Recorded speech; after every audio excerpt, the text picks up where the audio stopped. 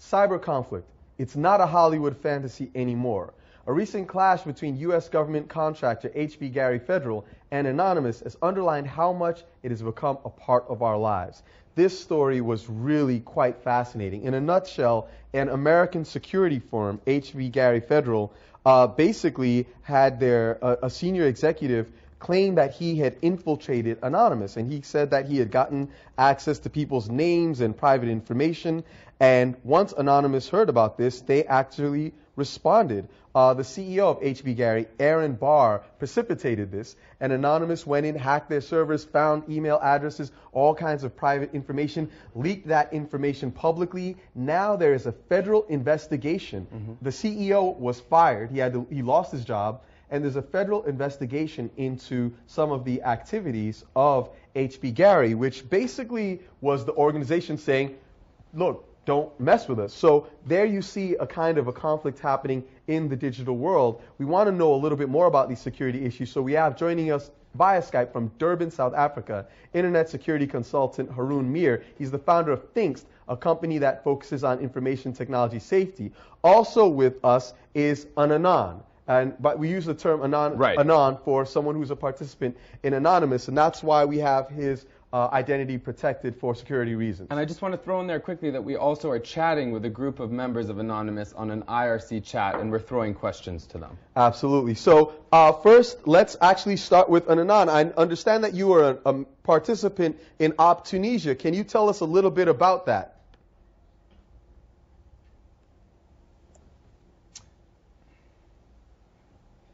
Anon, can you hear us? Okay, we're going to try to get him back in a moment. But Haroon, let's come to you first. We were just bringing up the issue of HB Gary Federal. You see here Anonymous taking down or at least creating some significant problems for an American corporation. You know, what are the implications when a distributed group of individuals can have that kind of influence over a corporation? Yeah, I think it's interesting times for all of us. I think one of the things that the HB Gary attack or internet attacks show you is the asymmetry problem. Yeah. We like technology because it acts almost as a force multiplier. So a small company can take on a large one, and effectively with better technology, they're able to take on larger companies. And when it turns to internet attacks, you kind of see the same result where a small group of people with technology behind them can have huge impact. And what kinds of things are people doing to protect themselves from these attacks?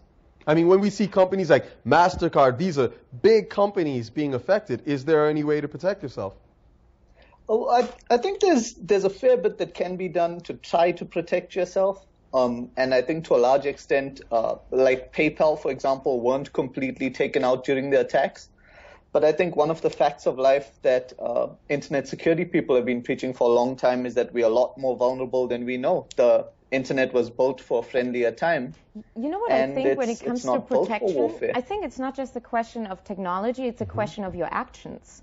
Like, are you doing the right thing? Yeah. Right? But I think that a lot of people have believed that they could act with impunity because if you are strong, if you are a corporation, if you have access to money or power, if you are a state, then who is going to say or do anything against you? And that's why what Anonymous has done in the context of the Arab revolutions has been really fascinating, because they've basically seen people who are standing up for themselves in the real world, and they have been digital participants in that. And when you go back to the Operation Payback, right? Yeah. I mean, they've done that because they felt that, or they've done You're talking about the response to WikiLeaks. Yeah, exactly. Yes. So they've done that because they felt PayPal and MasterCard they didn't follow it in dubio pro reo, right? They just said, okay, WikiLeaks is guilty. We're going to stop. It wasn't innocent until proven guilty. Yeah. Right. Well, you know, even with the Arab, you know, we showed in that video that they really took a stance and they did something practical. So they shared these WikiLeaks cables, but they also shared other documents to try and really,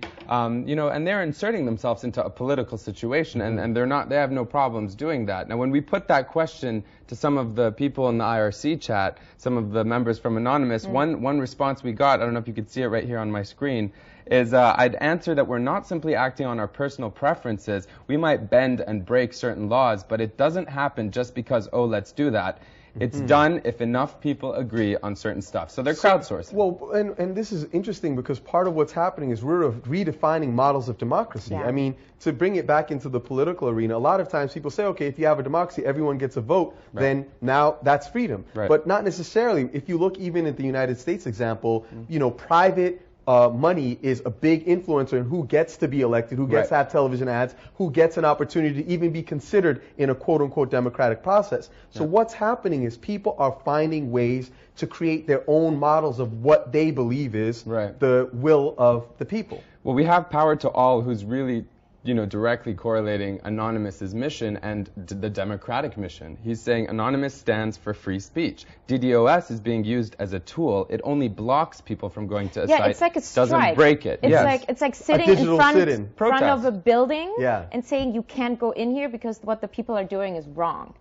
So is technology then shifting the way this whole generation, our generation, thinks about our ability to act in society? Because I would argue that, you know, 100 years ago, let's say you wanted to have a revolution and you were going to sit in somewhere and protest it, and there wasn't the ability of the whole world to watch. They would just come in and kill all of you, and then what? But it's a whole different world. Yeah, I mean, now it can happen in not a safe space. I'm not going to use the word safe, but, you know, in the cyber world. So it's essentially a cyber war, a cyber form of dissent. So I want to go back to Skype right now and see if we have Anand with us again. Anand, are you there? I am. Okay, talk to us a little bit. First of all, we really appreciate you spending some time to give us some insight into what you do. Talk to us a little bit about your participation in Op Tunisia. Well, Op Tunisia actually began at the end of another operation, which I think you've already spoken about on the program, which was the operation to effectively to try and draw some attention to the companies who had dropped their services to WikiLeaks in late December. During this operation, we obviously had a chat where people would post articles about companies and governments that had attempted to censor WikiLeaks. And one of the things that came up was that WikiLeaks had published some documents relating to to corruption in the Tunisian government, and so therefore the Tunisian government had completely blocked all access to WikiLeaks from inside Tunisia on the internet. And a lot of people in Operation WikiLeaks at the time said that was unacceptable. So that was how Op Tunisia started out. That's very interesting because it started out as an extension of something, not necessarily to make a political statement. Anand, I would ask you, do you consider yourself, you know, a political operative, you personally, not necessarily Anonymous as a whole, and how does Anonymous deal with the questions of when to get involved in dealing with political movements? I would definitely consider myself a very political person.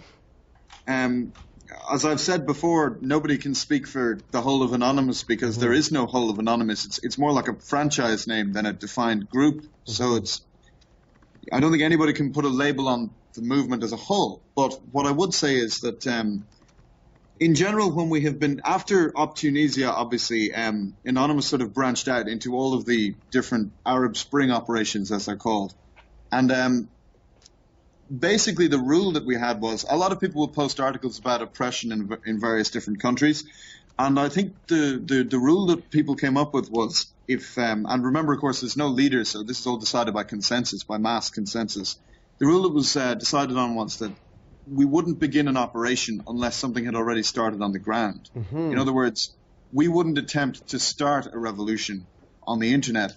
We would merely step in and assist a revolution that was already happening. So I want to get Haroon's input on that. And then Haroon, so when we're thinking about this idea of security, basically what they're saying is that they are trying to augment the will of the people. How are states responding to this? Well, I think early on we already saw some of the Arab states stepping into the cyber world, trying to do the end run around user privacy and cutting off user access or stepping into user access.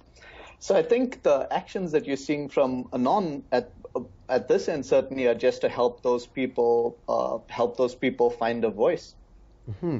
So that's a really interesting point, and I want to capture and continue the conversation on that front, helping people to find the voice. This, unfortunately, is the end of our broadcast. I want to thank Haroon Anand Noor for joining us. We're going to continue this conversation online. Join us at stream.aljazeera.com. Tweet us at AJStream. We will see you now online.